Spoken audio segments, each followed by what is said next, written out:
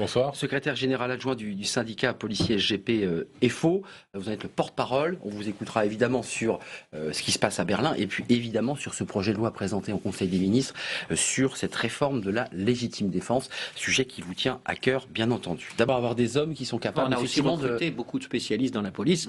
C'est d'ailleurs un des problèmes, parce qu'on a recréé des postes dans la police nationale qu'on ne voit pas sur le terrain, parce qu'il y avait aussi d'immenses besoins en termes de spécialistes informatiques, de spécialistes de langue rare, etc. Travail d'écoute, travail d'informatique. Et c'est la sécurité de voie publique qui reste le parent pauvre. Parce que, moi je sais, hein, dans ma circonscription, je ne les vois pas arriver les postes que je vote. Je les demande aux ministres. Mais ils sont dans les bureaux en train d'essayer de chercher de l'info. Oui, ils sont et dans le renseignement, ce qu'il a fallu. Alors, on a pris, pour renforcer rapidement les services de renseignement, on a pris des policiers déjà existants, formés, aguerris, qui ont quitté la sécurité publique pour aller dans le renseignement. La protection des personnes. Le besoin en protection de personnalité a explosé. Donc là aussi, il a fallu mettre rapidement des fonctionnaires en plus. Et effectivement, c'est les services de voie publique qui sont les parents pauvres. Alors regardez celui de Céline Martel, je l'aborde après Pierre Conessa, sur cette question de la légitime défense. C'était une des revendications de ce long mouvement de protestation des policiers. Ils avaient réclamé une modification de cette question liée à la légitime défense qui n'était pas alignée sur celle des gendarmes, qui est un débat évidemment important. Regardez ce sujet de Céline Martel pour y voir un peu plus clair. Ce texte a été présenté aujourd'hui en Conseil des ministres.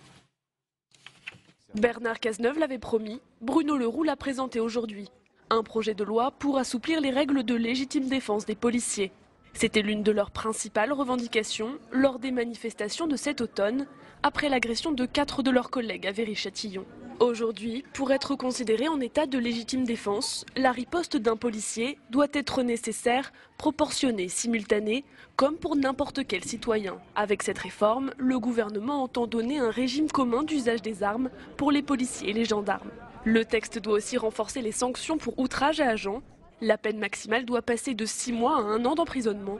L'amende encourue irait jusqu'à 15 000 €, avec des peines encore plus lourdes pour les faits commis en réunion. Enfin, une mesure pour préserver l'anonymat des enquêteurs. Le projet de loi devrait élargir les conditions dans lesquelles ils peuvent être identifiés uniquement par leur numéro de matricule. Des mesures bien accueillies par les députés. Ça va dans le bon sens, mais ça ne suffit pas de dire légitime défense, il faut aussi leur donner les moyens de s'entraîner. Et on sait très bien qu'on n'a pas toujours les capacités de proposer à nos hommes, à nos femmes, policiers et gendarmes, des créneaux suffisants pour qu'ils puissent s'entraîner. Donc au-delà du texte, il faut les moyens. Effectivement, de répondre à des interrogations des policiers de leur syndicat. C'était un engagement qui avait été pris par Bernard Cazeneuve, ministre de l'Intérieur. Il est assumé par Bernard Cazeneuve, Premier ministre. Ça me paraît tout à fait logique. Le texte sera discuté à l'Assemblée nationale en début d'année. Le gouvernement veut aller vite. Il a choisi la procédure accélérée. Alors Nicolas Comte, évidemment je m'adresse à mes 3 autres invités, mais il y a un débat quand même chez les magistrats, chez les juristes qui disent mais finalement on risque d'avoir des débordements, des dérapages. Certains évoquent même le permis de tuer. Les policiers finalement auraient une arme dont ils pourraient se servir avec trop de liberté. Qu'est-ce que vous leur répondez? Est-ce que vous ce soir vous êtes satisfait? Alors c'est un projet de loi présenté en Conseil des ministres et puis sera débattu à l'Assemblée, donc amendé et travaillé par les députés. Mais l'esprit, ça vous convient? Oui, l'esprit ça nous convient, même si ça ne résout pas tout, mais de toute façon on ne peut pas trouver un texte de loi sur l'emploi des armes qui résolve tous les problèmes. Ça permettra certainement dans un certain nombre de cas de sortir des ambiguïtés et ça distingue le policier du reste de ses concitoyens. C'est très important. Parce qu'auparavant il était comme un citoyen. Oui, la légitime défense. Tout le monde peut se retrouver confronté à de la légitime défense. Mais si vous vous retrouvez confronté à de la légitime défense, ce sera par accident. Le policier, de par son statut, il a l'obligation de se mettre dans des situations où il peut être amené à devoir utiliser son arme. Donc il faut que cette obligation qu'il a, elle soit prise en considération dans l'usage de cette arme et qu'ensuite on lui donne la sécurisation juridique d'accomplir la mission qu'on lui confie. Alors aucune fois, ça ne résout pas tout, c'est absolument pas bien évidemment un permis de tuer, ça permet d'ailleurs de mettre la police et la gendarmerie avec des mêmes règles et d'autre part, ça se base sur ce qui se passe dans beaucoup de pays européens qui ne sont pas des dictatures. Nicolas Comte, dans le cas concret qu'on évoque, il y a la ZAD, il y a des policiers. J'ai lu qu'auparavant, un policier, il pouvait utiliser son arme avant que cette loi, puisque cette loi sera débattue, il fallait qu'il soit contre un mur, qu'il soit acculé contre un mur, et à ce moment-là, il pouvait sortir son arme et tirer. Non, mais donnez-nous des cas concrets. Il ne faut pas caricaturer. Alors, je mets de côté la ZAD. Écoutez, moi j'ai entendu un policier qui témoignait, qui dit on m'a foncé dessus, la voiture, je n'avais pas de mur, j'ai dû me sortir, rouler par terre, je n'ai pas pu tirer. Non, mais je vais juste essayer de comprendre. Je ne remets pas en question le témoignage d'un collègue sur ce qu'il a vécu.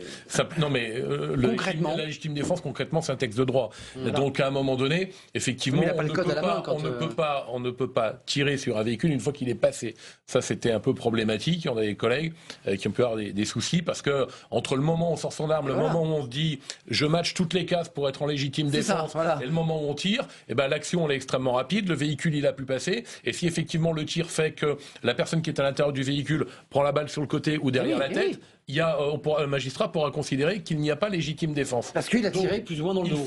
Il fallait ça c'est concret. Clarifier les choses. Et là, le texte va peut-être permettre de sortir de ces ambiguïtés-là.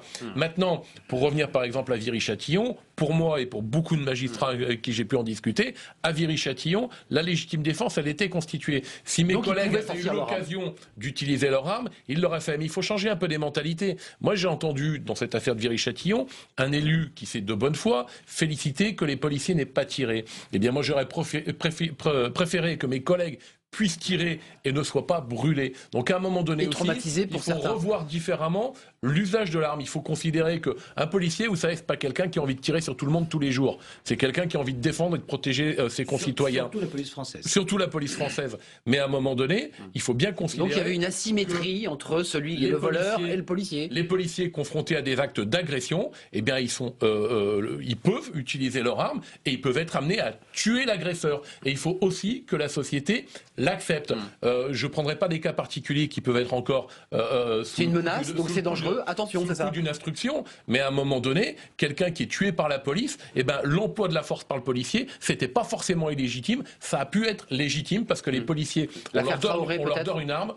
L'affaire Traoré, je la connais mal, mais on évoquait Civenne. Je veux dire, l'emploi d'une grenade par un gendarme mobile dans ces configurations-là, visiblement, ça semblait assez légitime. Donc c'est extrêmement dommageable et triste qu'il y ait quelqu'un qui ait perdu la vie, mais à un moment donné, s'il y a des armes, c'est aussi pour devoir quelquefois les utiliser. Pascal Poplin, là, merci Frédéric Pechner d'être venu sur ce plateau. On viendra parler du repenti, parce que vous avez ouvert un autre débat, Pierre Conessa, qui est la question du statut du repenti, qui est un vrai sujet dans le contexte dans lequel nous sommes. Merci à Pierre Conessa d'être venu sur ce plateau.